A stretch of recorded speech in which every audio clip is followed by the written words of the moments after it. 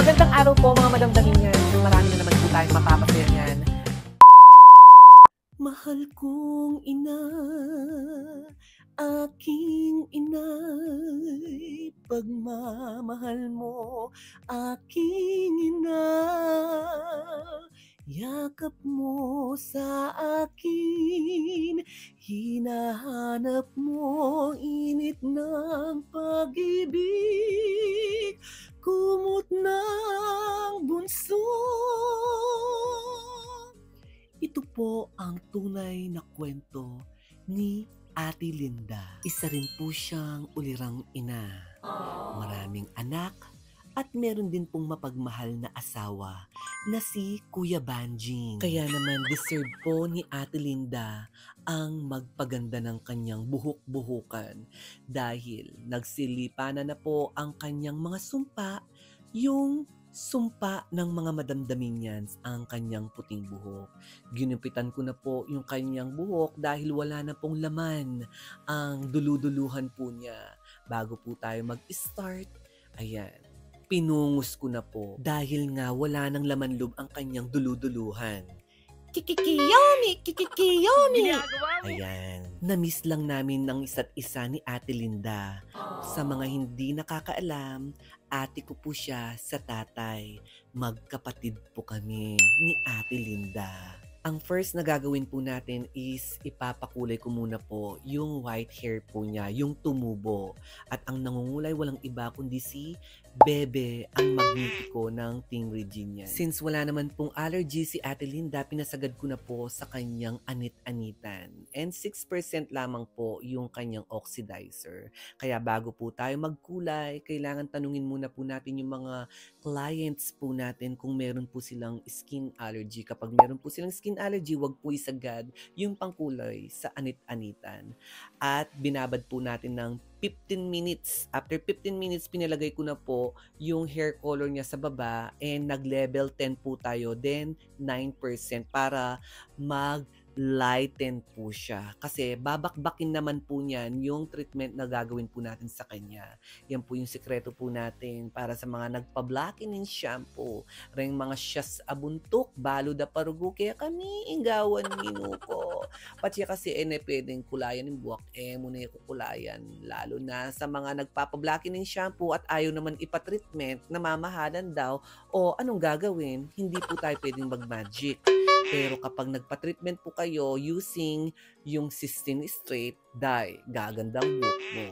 So after po natin kinulayan and then pinashampoo na po natin ng clarifying shampoo, diretso na po tayo sa pagtitreatment. Ito po yung sinasabi kong treatment na meron pong magic. Yes po, sa mga nagpa-blackening shampoo, mawawash out po yung pinablack ninyo. At the same time, gaganda rin po yung buhok nyo kasi nga treatment po siya na meron pong taglay na 60 to 80% depende po yan sa buhok. At ito po yung ginamit po nating pang treatment sa kanya, yung Sistine at yung Yogi Care number 1. 60% yung dami ng Sistine, 40% naman po yung dami ng Yogi Care number 1, pinagmix po natin. Since nagpa-black nga si Ate Linda, so ilagay muna natin yung treatment dun sa part na naka-black po.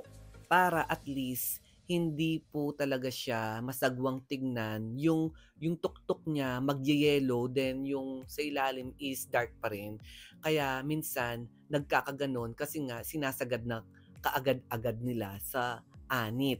So kailangan ganyan muna mga madamdamin ha. 30% pong ibabad yan. Tapos after 30%, pagsuklayin na po natin. Kailangan kapag sinuklay po natin, para masuklay po, wisik-wisikin po natin siya ng tubig-tubigan. Tapos 15 minutes na lamang po. Totality 45 minutes ko po siyang binabad. After that, super banlawan na po. Ayan po yung kanyang muniko iho. Anak po niya si Aller.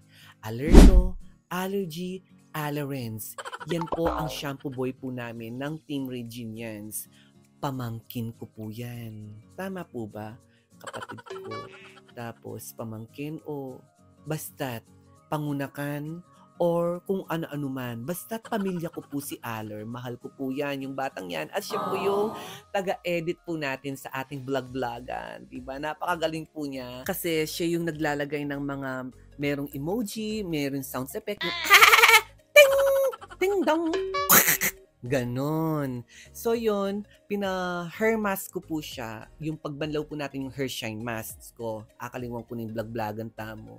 After that, lagyan po natin sa dulu-duluhan ng Brazilian Botox, yung 4-in-1 treatment po natin. Pwedeng ibabad at kung nagmamadali si client, kahit hindi na siya ibabad, diretsong blow dry na. Take note mga madamdamin, ito po is technique po namin. And optional lang po ito mga madamdamin, karagdagan po sa services po natin.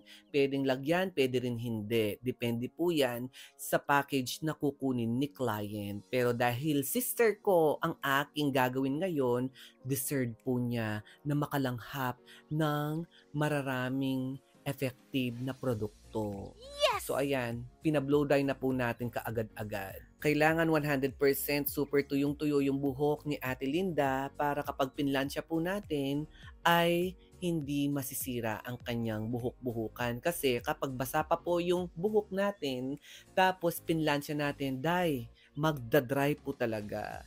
And ang titira sa buhok-buhukan sa pagpaplansya, walang iba kundi si Aprilyn at si Bebe. Ayan. Sila po ang titira sa pagpaplansya. Kitang-kita nyo naman po mga madamdamin, ayan po yung magic na sinasabi ko. Nawala na po yung pagka-blackening niya, yung pagka-dark shade po niya. Kasi nga, blackening shampoo po yung pinagkukulay ni Ate Linda sa kanyang buhok. At kapag pinlansya ito, magla-lighten pa po ito. Ayan babakbaking at babaklasin po niya. So, ang pagpaplansya, kailangan po, kung super kulot yung buhok, paper thin. Ayaw na ngang ipatreatment ni Ate Linda ang kanyang buhok dahil pag uwi niya, sanggula niya murugo.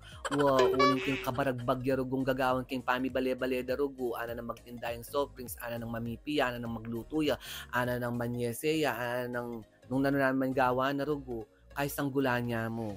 Pero atye, this time, andyang atlong aldo mo, salbag me, bang maglupa yarugong Mona Lisa inke kang buwak-buwakan may parugo pisanggul-sanggul.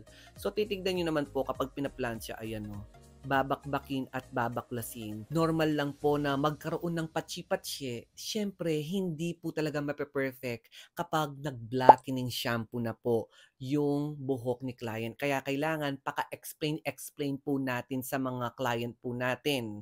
Kasi hindi po tayo magikero at magikera.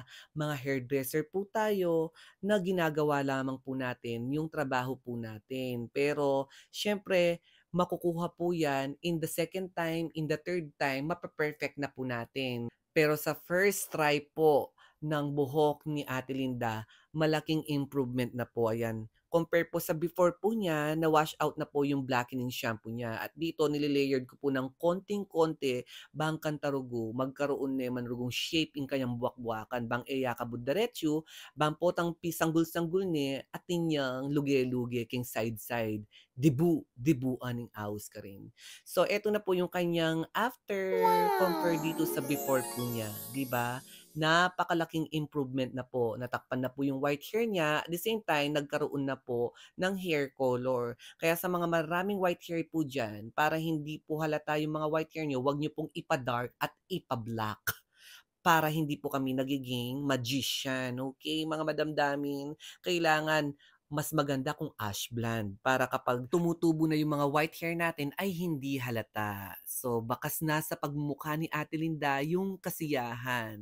Masaya ka, Pinche, o nandin ka parugo malungkot, may lina ka mong patimantiman, oy ta!